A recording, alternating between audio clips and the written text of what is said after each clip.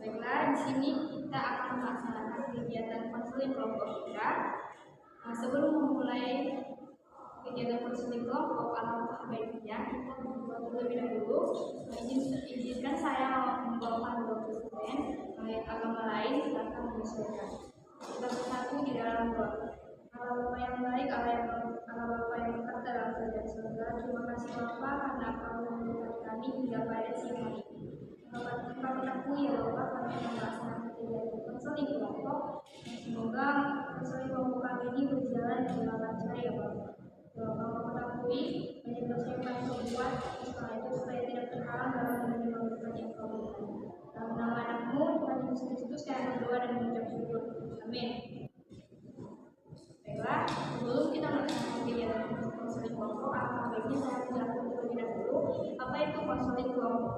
Di mana konseling kelompok ini adalah salah satu bentuk layanan yang membantu memecahkan masalah pribadi anggota kelompok dengan memanfaatkan dana kelompok.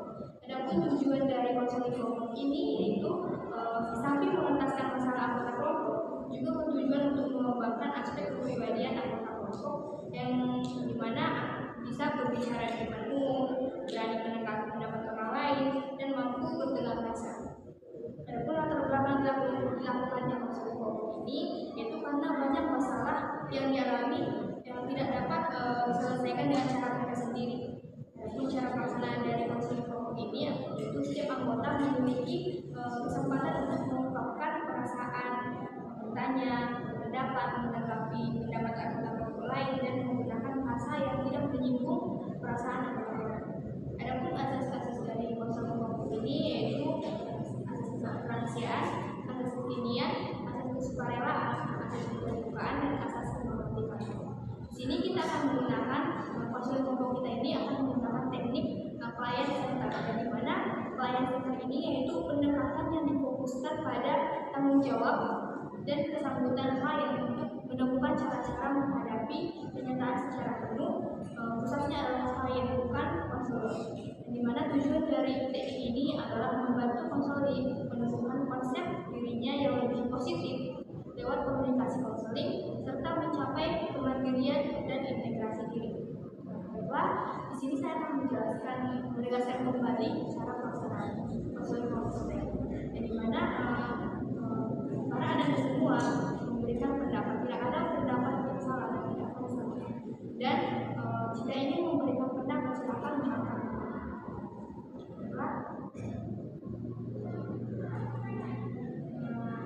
Di sini permasalahan yang akan kita bahas yaitu dengan sulit dalam membuat keputusan.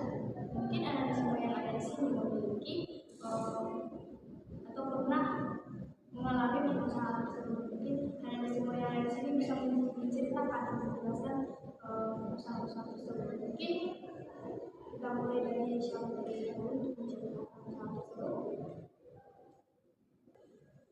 Terima kasih sudah bersihkan. Di sini saya mau menjelaskan sedikit saya tentang sulit mengambil keputusan. Dulu SMA saya lolos sebagai siswa yang dibutuhkan. Itu saya mencoba saya ambil jurusan matematika dan saya kalah kan. Terus saya coba IPK. Itu saya juga ambil IPK juga IPK kali. Itu saya juga kalah. Saya coba mandiri dari nilai dan pada akhirnya karena walaupun yang saya suka itu tidak menerima saya ada sulit mengambil. Saya memutuskan mencoba belajar mandiri di dunia walaupun sebenarnya bukan skill saya itu seperti tidak terakhir karena saya kurang suka dengan kampusnya walaupun dulunya saya memang tertarik. Sekarang mungkin saya belum terlalu karena keputusan itu bukan dari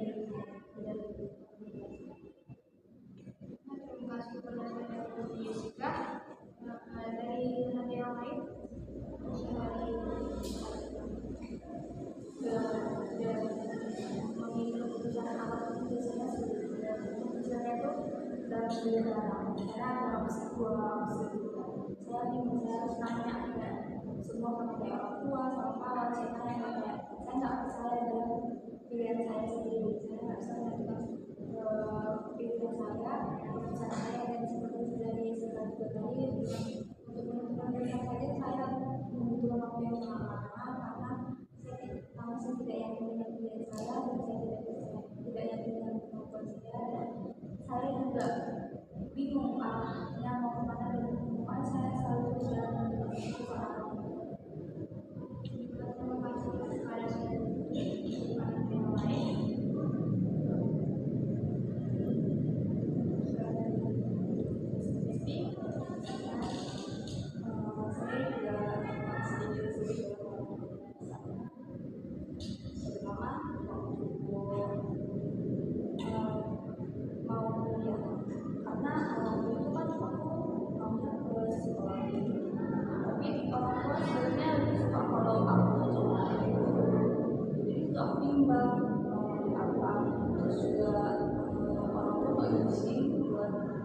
Kuliah di luar Sumatera Utara, jadi makanya di sini saya ambil tiga dan kebetulan yang lulus di depan.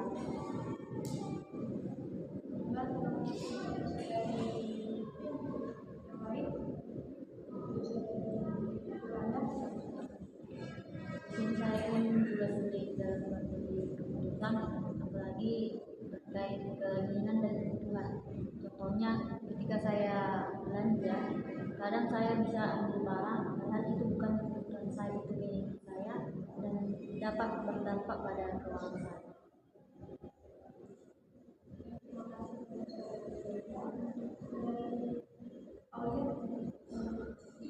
Saya juga termasuk orang yang sulit mengambil keputusan, terutama pada mengambil jurusan BK ini. Sebenarnya saya tidak ingin mengambil jurusan BK. Pilihan pertama saya itu adalah di unit lain, tapi gara-gara orang tua bilang menjadi guru aja itu yang pasti, kalau kayak gitu mau kerja apa, kan dia jangan tua ngomong kayak gitu kan. Jadi saya menimbang dirinya dan saya disuruh menjadi guru SD sih sebenarnya, tapi saya nggak suka, jadi saya lebih ambil jalan tengah, tetap jadi guru tapi sedikit suka sama pelajaran tersebut, jadi saya mengambil jurusan BK.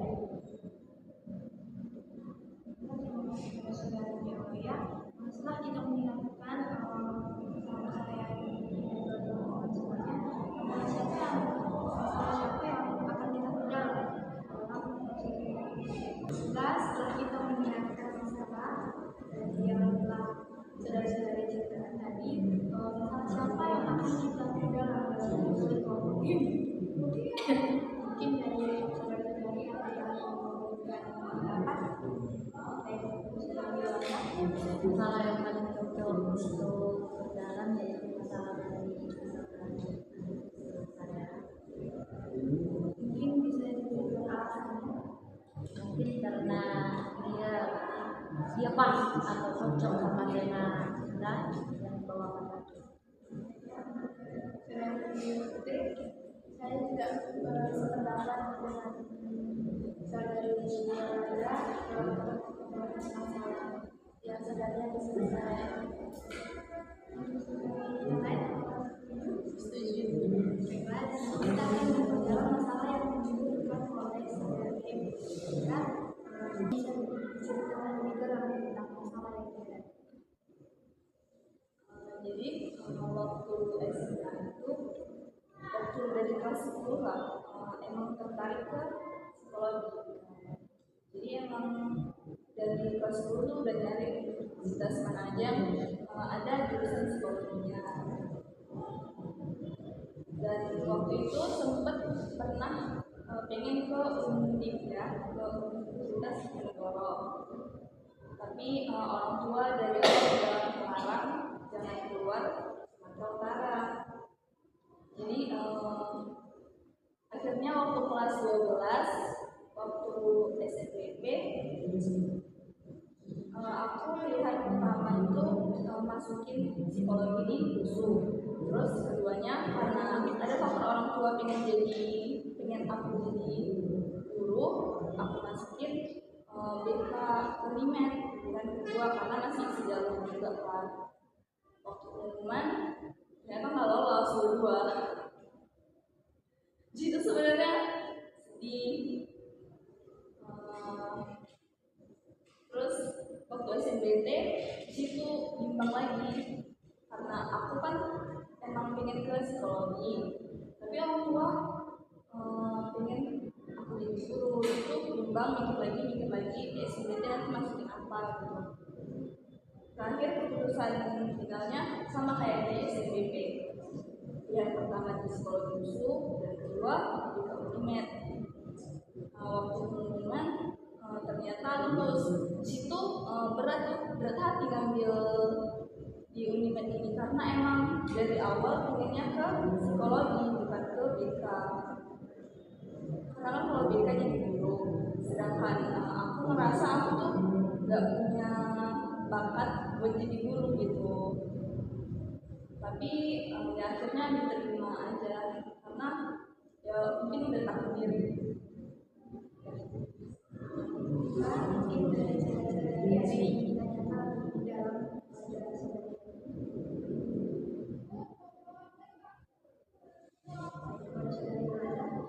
izin saya bertanya. Jadi pas untuk pengambilan jurusan tadi, pemilihan jurusan tadi, apakah ada campur tangan dari orang tua atau keputusan dari orang tua yang mengharuskan saudari untuk mengambil jurusan? Campur tangan sebenarnya secara nggak langsung sih, soalnya orang tua emang pengennya melihat aku jadi guru, tapi nggak memaksa gitu. Tapi ya aku mikirkan dari kecil udah dirawat sama orang tua, udah dikasih sayang yang besar gitu kan, kayak anggaplah ini jadi sebagai balas budi gitu kan. Padahal orang tua juga nggak minta yang maksa gitu, tapi ya aku sadar dari diri sendiri aja kalau mungkin aku harus memenuhi harapan mereka.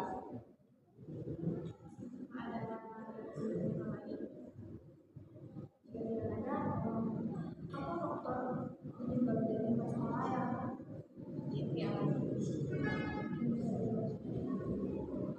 Faktornya ya kalau dekat ya maksudnya sulit mengambil keputusan karena yaitu karena faktor dari orang tua yang punya harapan besar ke aku, apalagi aku anak pertama. Jadi pasti harapan orang tua lebih besar ke aku karena aku bakal lebih dewasa, lebih cepat dari adik-adik aku. Terus aku juga punya keinginan sendiri yang memang itu dari hati aku gitu. Memang tertarik di situ, aku mau belajar itu. Tapi mikirin orang tua, jadi di situ aku sulit ngambil keputusan. Dan akhirnya setelah mikir, aku ambil jalan tengah aja.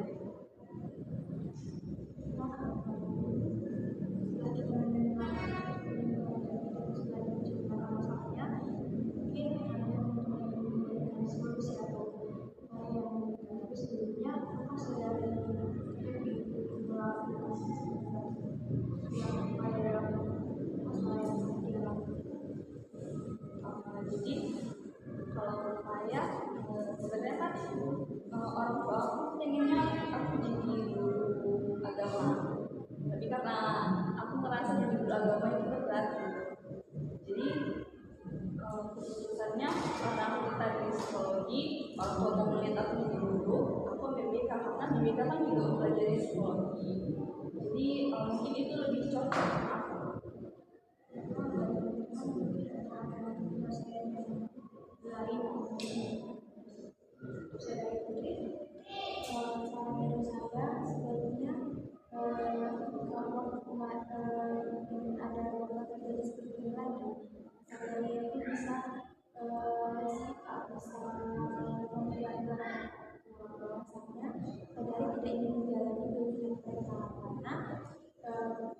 saudara yang menjalani dan saudara karena saudara yang menjalani saudara yang tahu gimana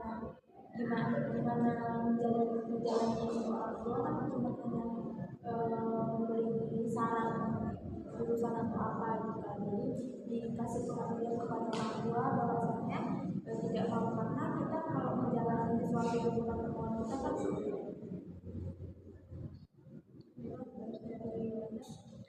mungkin saran dari saya kan tadi saudara bilang itu dewa. Nah, sebenarnya kita lulus dari sini nggak harus jadi guru. Bisa saja nanti saudara yang S2, saudara menjadi konselor. Dan itu tidak mengharuskan saudara menjadi guru. Ada kemungkinan, tapi kalau mungkin harus jadi guru bisa.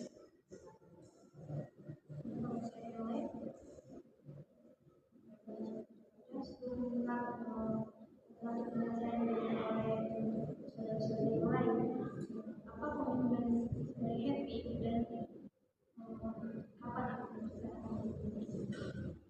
Buat hari ini saya akan lebih berusaha untuk bisa tegas pada diri saya sendiri. Jika saya memang punya keinginan, saya akan mengusahakan keinginan tersebut. Kalau harus menjelaskannya kepada orang tua, ya saya harus jelaskan. Terus kalau misalnya saya memang nggak menjadi guru, mungkin nanti bisa lanjut ke S2 biar bisa menjadi konselor.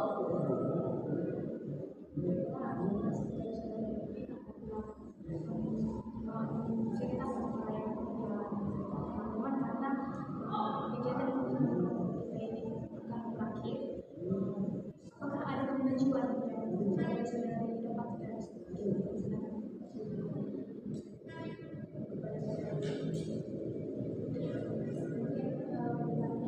saya bisa lebih tugas dari saya sendiri untuk menentukan kebiasaan jika kita bertentangan dengan memberi perhatian kepada orang tua itu apa yang kita jalani karena pada saat itu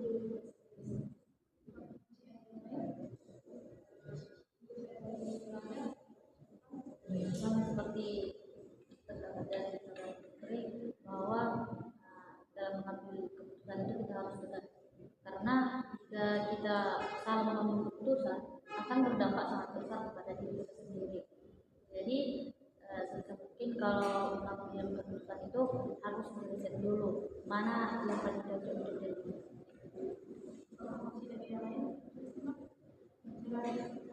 jika tidak ada apa pesan dan kesan yang mendapatkan dari saudara-saudari setelah kita melaksanakan konseling kelompok pada hari ini. Pesan yang didapatkan dari konseling kelompok ini bahwa kita harus berani mengambil keputusan sendiri dan harus berani membicarakan dengan orang tua agar tidak ada yang bertentangan apa yang kita inginkan dan apa yang diinginkan oleh orang tua kita.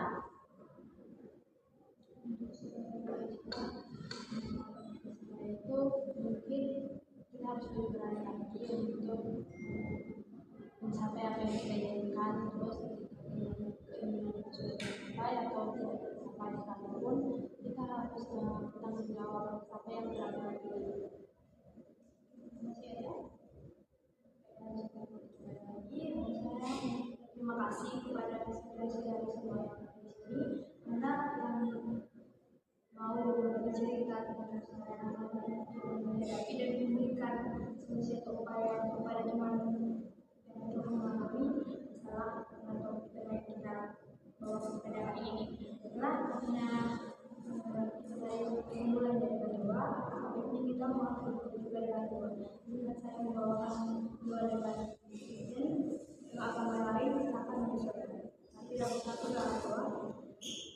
Terima kasih Bapak, terima kasih Yesus karena Engkau memberikan kami hingga pada siang hari ini. Terima kasih karena Engkau memberkati kegiatan puasa kami ini hingga selesai.